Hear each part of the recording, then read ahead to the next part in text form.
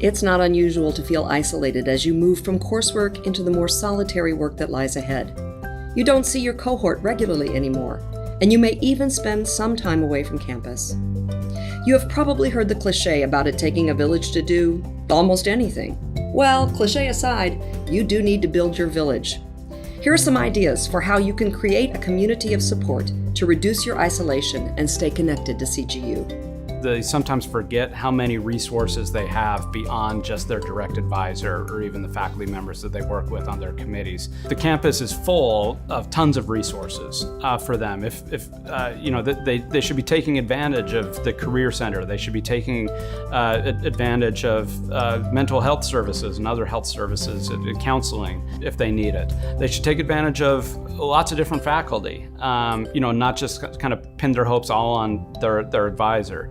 That if there's a conversation that's appropriate to have with another faculty member down the hall, then set up an appointment and go do that. And so I think it's important for students to take advantage of all of the resources across campus. When they're doing research, take advantage of the librarians and the expertise there. It's easy to kind of get locked into one type of relationship and I go to my advisor for everything.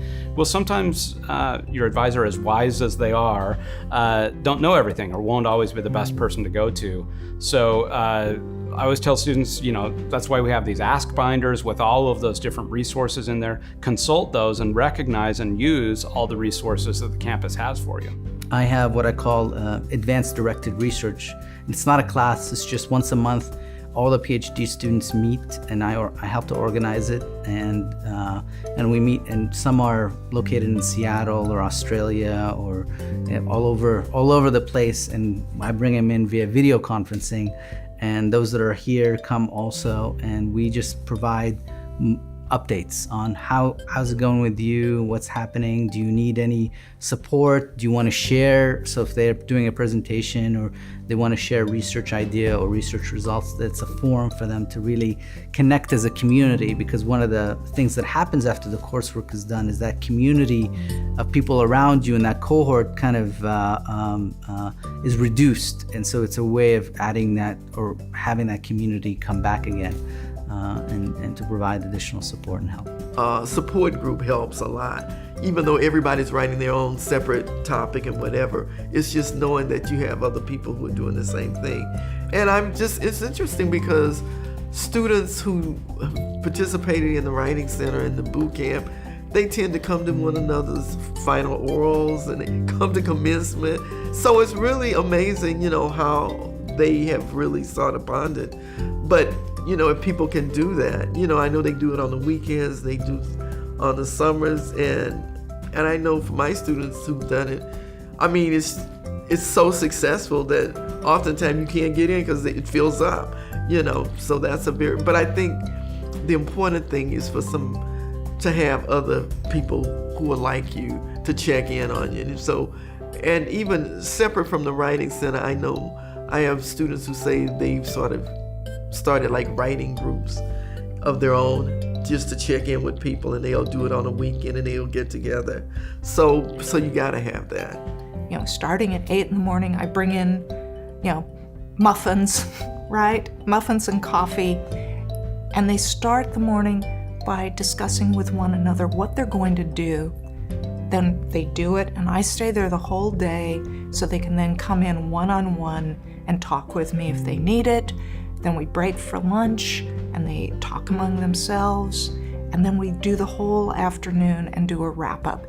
The combination of having the other students there and that sense of community that they can get from that, plus knowing that I am just going to be sitting in my office and whatever they feel like they might need from me, they can come in. When our international students especially work with their peers, it helps them understand the program better and it creates a community for them. At CISAT, I really try to make a community. We're a team, not just as a faculty and staff, but including our students. So a lot of the things that cause people anxiety are due to uncertainty. They just don't know, will I be able to graduate? Will I get through? And then rumination hits and you're up all night thinking and thinking, where a 5-minute conversation could have cured it.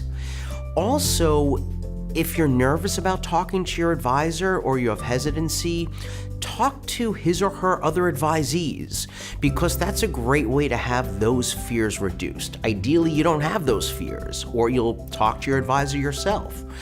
But if you're hesitant to do so, talk to your people in your cohort. Also, they are a rational voice for you. They can see things better than you can, just as you could equally see things better than they can, because you're an outside perspective. Also, your friends in graduate school will be your friends for life. If you're going into academia, you will see them forever at the conferences. I am still close with all of my graduate school friends. So make those relationships, utilize those relationships, be there for them, be there for the next year's class when they come in, and you should take advantage of the people who have been there before you.